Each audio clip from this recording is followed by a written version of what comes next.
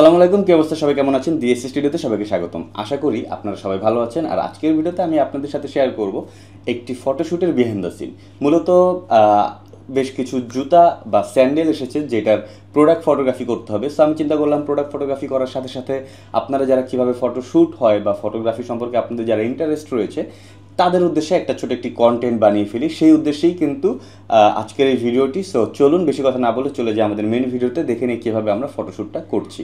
Well, so আমি এখন শ্যুটে চলে আসলাম। সো এখানে দেখতে পারতেছেন অলরেডি আমার সব কিছু সেট করা। মূলত আমি কন্টেন্ট তৈরি করার আগেই কিন্তু ট্রায়াল অ্যান্ড এরর ভার্সনটা চেক করে ফেলেছি, কোন সেটিংয়ে কীভাবে রাখলে ছবিটা ভালো হবে সেভাবে সেট করে ফেলেছি। দেন আমি কন্টেন্ট তৈরি করতে এসেছি সো দ্যাট সময় অনেক কম লাগে এবং অল্প সময় কীভাবে কী করছি পুরো ব্যাপারটা আপনাদের সাথে শেয়ার করতে পারি। সো চলুন প্রথমে আমরা সেট আপটা একটু দেখে নিই। তো এখানে যদি আমরা খেয়াল করি, এটা হচ্ছে একটি প্রোডাক্ট ফটোগ্রাফি টেন্ট যেটার ভিতরে আমরা প্রোডাক্ট ফটোগ্রাফি করতে পারবো খুব সুন্দরভাবে। এবং এটার দিকে যদি আমরা খেয়াল করি আমরা দেখব এখানে কিন্তু চারপাশেই খুব সুন্দর একটি ডিফিউজড ক্লোথ দেয়া, যেটা হচ্ছে লাইটকে ডিফিউজড করবে। সো এই কাপড়টার ভিতরে যখন আলো প্রবেশ করে সেটা অনেক বেশি ডিফিউজ হয়ে যায় এবং প্রোডাক্ট ফটোগ্রাফির জন্য এটা খুবই সুন্দর।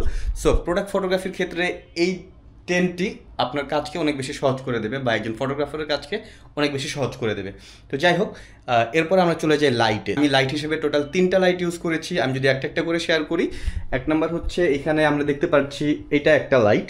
তো এটা হচ্ছে আমার এখানে রয়েছে একটি 850 ভার্সন 2 বা মার্ক 2 একটি ফ্ল্যাশ, সাথে একটি সাথে একটি সফট বক্স। মূলত এই সফট বক্সগুলোকে মডিফায়ার বলে, মানে এখানে সফট বক্স রয়েছে বা ওইখানে অক্টা রয়েছে, এগুলোকে মডিফায়ার বলে, কেননা এটা লাইটকে মডিফাই করে সফট করে দেয়। তো যাই হোক, এখানে আমি একটি ফ্ল্যাশ ইউজ করেছি, সাথে একটি সফট বক্স, এবং সফট বক্সের সামনেও কিন্তু এরকম একটি ডিফিউজার পেপার রয়েছে। সো ফ্ল্যাশ থেকে লাইট যখন সফট বক্স ভেদ করে, অর্থাৎ এখানে একটি ডিফিউজার রয়েছে, এটা ভেদ করে এখানে আসবে, এখানে আবার একটি ডিফিউজার রয়েছে, এটা দিয়ে লাইট আরও ডিফিউজ হয়ে দেন আমার প্রোডাক্টে পড়বে। সো লাইটটা অনেক বেশি সফট হয়ে যাবে। সেমভাবে কিন্তু আমি এখানে আরেকটি লাইট ইউজ করেছি, এটা হচ্ছে গডক্সের 200। সো এই লাইটটা অনেক বেশি পাওয়ারফুল, ওইটার থেকেও এই লাইটটা অনেক বেশি পাওয়ারফুল। দেখতে পাচ্ছেন এটা কিন্তু লাইটটা অনেক বড় এবং হেভি, খুবই স্ট্রং এবং প্রফেশনালদের জন্য খুবই হেল্পফুল একটি লাইট।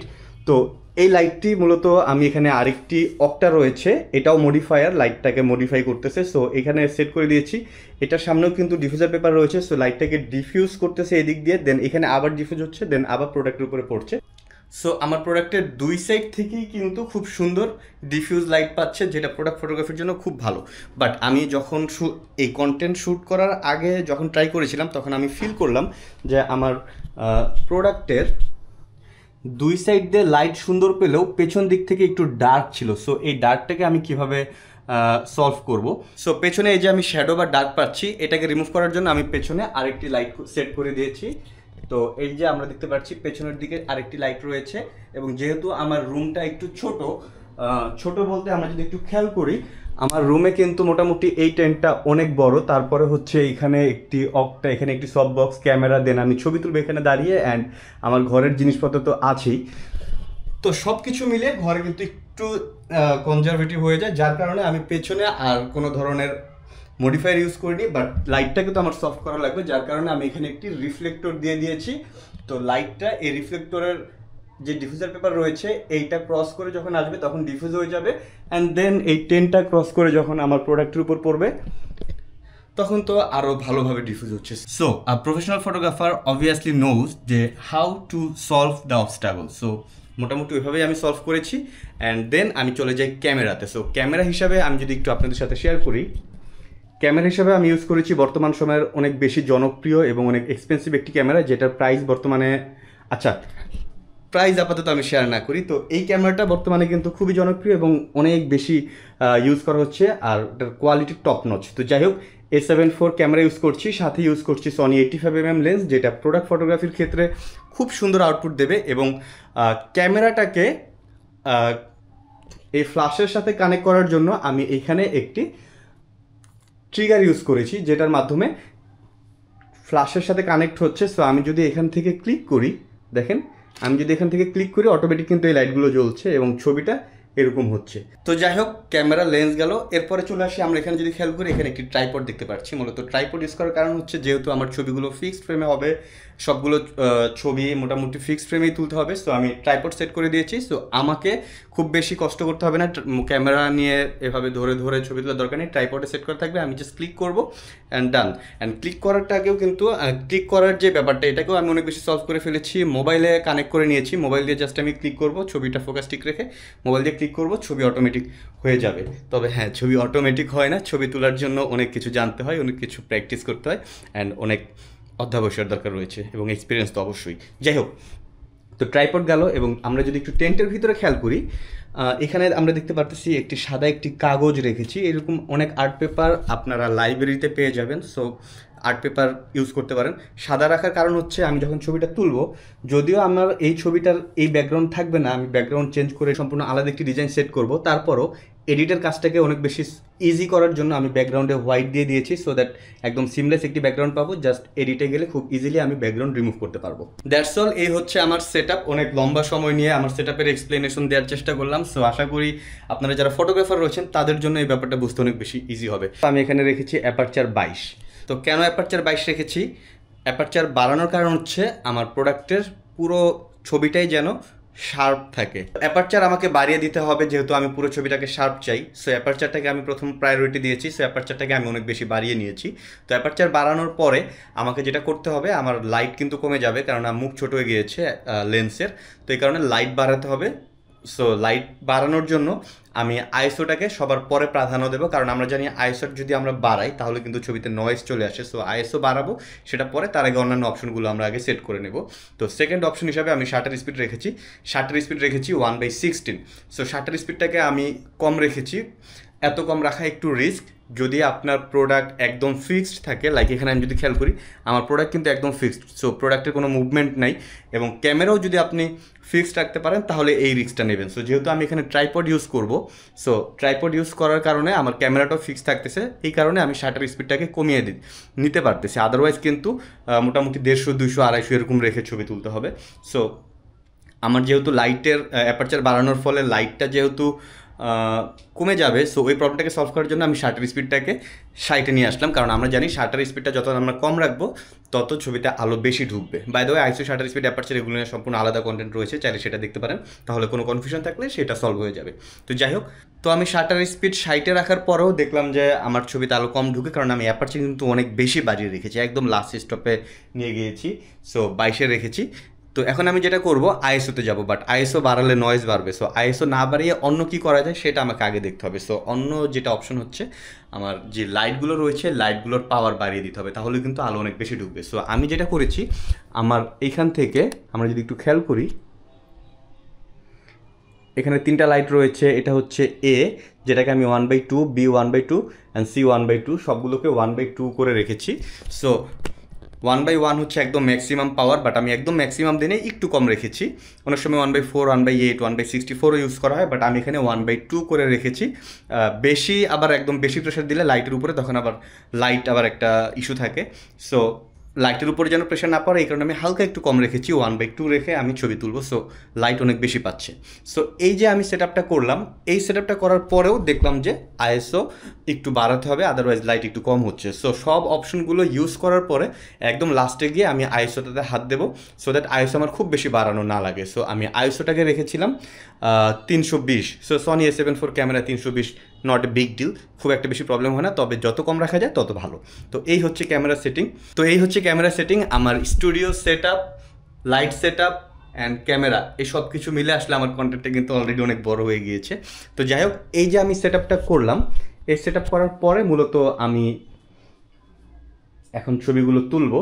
Well done. সো আমার সব কিছু সেট আপ হয়ে গিয়েছে, আশা করি বুঝতে পেরেছেন। যতটা সহজভাবে পসিবল হয়েছে আমি চেষ্টা করেছি এক্সপ্লেন করে বোঝানোর জন্য।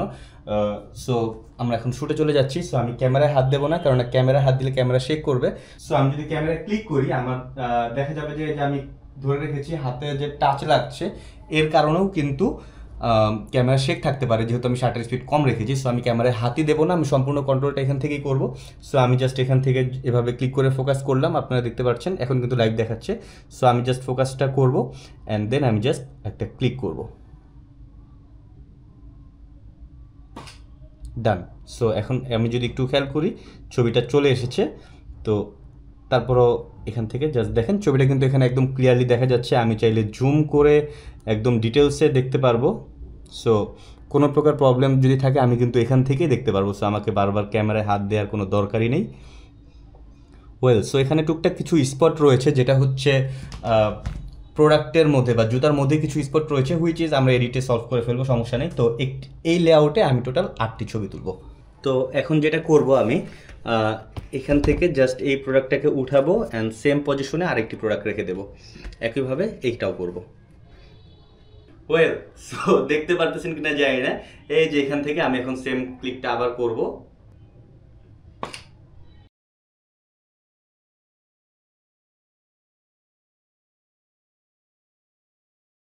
ওয়েল, সো 8টা প্রোডাক্টের সেম স্টাইলের ছবি ছিল। সো 8টা প্রোডাক্টের সেম স্টাইলের ছবি কমপ্লিট। এটা গেল একটা। এরপরে আমরা কিন্তু অন্য স্টাইলে চলে যাব। সো এখন আমরা যেটা করব, অন্য একটি ভিউতে ছবি তুলব। সো আমরা আগে সেই পোস্টটা একটু বা সেই কোন অ্যাঙ্গেলে প্রোডাক্টটা রাখবো সেটা আগে একটু ফিক্সড করে নিই। সো এটাও অলরেডি আগে থেকে ফিক্সড করা। আমরা যদি এখানে খেয়াল করি, আমার এই প্রোডাক্টটা দিয়ে যদি শুরু করি, তো একটা প্রোডাক্টটা সরিয়ে ফেলি, এই প্রোডাক্টটাকে রাখবো। সো এই যে দেখতে পারতেছি, মূলত এখানে জুতার একটি স্ট্যান্ড থাকলে খুবই ভালো হতো। সো যেহেতু জুতার স্ট্যান্ড এই মুহূর্তে নেই, সো আমার এখানে এটা হচ্ছে আপনার ক্যামেরার যেই হেডটা থাকে সেইটার সাথে হচ্ছে মোবাইলের একটি মাউন্ট এখানে অ্যাড করেছি। সো এটাকে আমি জাস্ট এভাবে রাখবো, এটাকে এখানে রেখে এটাকে জাস্ট এখানে রাখবো। এটার উপর আমি আমার এই প্রোডাক্টটাকে এইভাবে সেট করে দেবো। সো একটি 45 ডিগ্রি অ্যাঙ্গেলের একটি ভিউ পাওয়া যাচ্ছে। তো এখান থেকে এবার আমি একটি প্রোডাক্ট সরিয়ে ফেলি, জাস্ট এই একটি প্রোডাক্টের ছবি আমি তুলব। তো তার আগে আমি এখান থেকে জাস্ট ক্যামেরার অ্যাঙ্গেলটা ঠিক আছে কিনা সেটা একটু দেখে নেব। তো আমি এখান থেকে যেটা করব, ক্যামেরাটাকে আর একটু ক্লোজে নিয়ে যাব। Well, so complete. আমার ক্যামেরা থেকে আমি ফ্রেমটাকে সেট করে নিয়েছি। সো দেখতে পাচ্ছি এখানে আমার ফ্রেমটি কীরকম রয়েছে, প্রোডাক্টটিকে কীভাবে দেখানো হচ্ছে। বাই দ্য ওয়ে, একটি জিনিস আমি বলতে মিস করে গিয়েছিলাম, সেটা হচ্ছে আমার ক্যামেরাটাকে কিন্তু আমি 45 ডিগ্রি অ্যাঙ্গেল করে রেখেছি। সো এই হচ্ছে আমার প্রোডাক্ট। আমি যদি খেয়াল করি দেখব হচ্ছে যদিও একদম স্কেল ধরে মাপার কিছুই নেই, তারপর যদি দেখি প্রোডাক্টে কিন্তু আমার ক্যামেরার যে সাথে যে অ্যাঙ্গেলটা রয়েছে 45 ডিগ্রি অ্যাঙ্গেল। সো 45 ডিগ্রি অ্যাঙ্গেলে রাখলে যেটা হয়, প্রোডাক্টে কিন্তু ভালো একটি ভিউ পাওয়া যায়। আমরা যদি খেয়াল করে দেখবো টপ ভিউ এবং সাইড ভিউ দুইটা ভিউ একটি মাত্র ছবিতে পাওয়া যাচ্ছে। ফোকাসটাকে করবো অ্যান্ড দেন জাস্ট ক্লিক করবো, as simple as it is.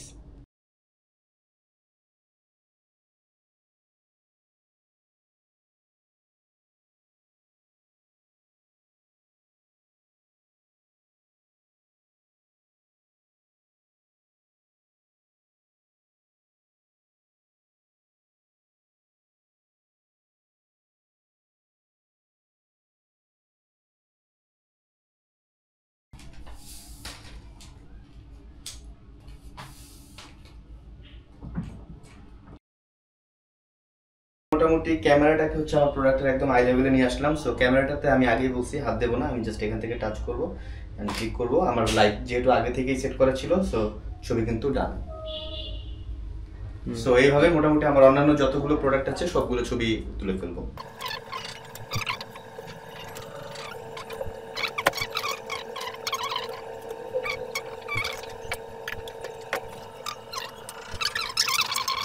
Well, so এতক্ষণ পর্যন্ত আপনারা ফটোশ্যুট দেখলেন, কিভাবে আমি ছবিগুলো তুললাম সেটা শেয়ার করলাম। তবে শুধুমাত্র ছবিগুলো তুললেই তো হবে না, এটার রেজাল্টগুলো আপনাদের সাথে শেয়ার করতে হবে। সো প্রথমেই আমি ছবিগুলো আপনাদের সাথে শেয়ার করছি।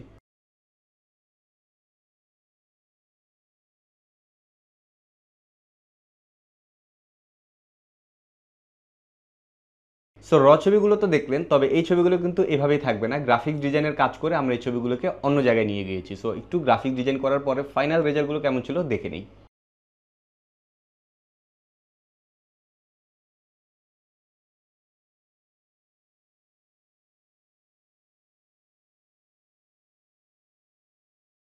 ওয়েল, সো শুধুমাত্র গ্রাফিক ডিজাইন করে যে আমরা শেষ করে দিয়েছি সেটা কিন্তু না। আমরা এই ছবিগুলোকে সেম ডিজাইনের উপরেই আবার অ্যানিমেশন তৈরি করেছি, যেটা এখন আপনাদের সাথে শেয়ার করব।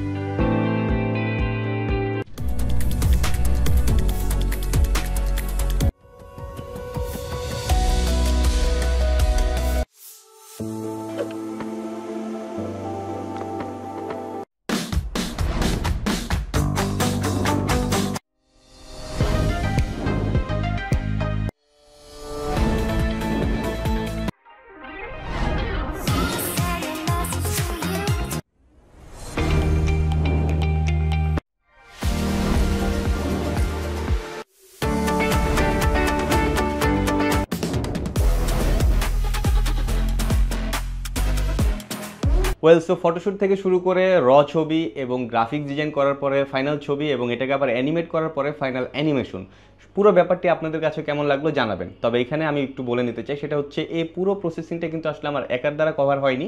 এখানে ফটোগ্রাফি পার্টটা আমি দেখেছি, দেন হচ্ছে গ্রাফিক্স ডিজাইনের পার্টটা আমার ডিজাইনার দেখেছে, এবং ভিডিও এডিটের পার্টটা, আই মিন অ্যানিমেশনের পার্টটা আমার ভিডিও এডিটর দেখেছে। So it's a team work. So team ওয়ার্কটাকে মেনটেন করা এবং টিমটা প্রপারলি কাজ করা, এক্সিকিউট করাটাও কিন্তু একটা চ্যালেঞ্জের বিষয়। সো যাই হোক, আমি শুধুমাত্র সম্পূর্ণ ক্রেডিট আমি একা নেব না, আমার পুরো টিমকেই এটার ক্রেডিট দিতে চাই। এবং পাশাপাশি আপনাদেরকে বলতে চাই, আপনারা যদি এরকম ভিডিও আরও দেখতে চান, অবশ্যই লাইক, কমেন্ট, শেয়ার, সাবস্ক্রাইব করে সাথে থাকবেন। দেখা হচ্ছে পরবর্তী ভিডিওতে। আসসালামু আলাইকুম।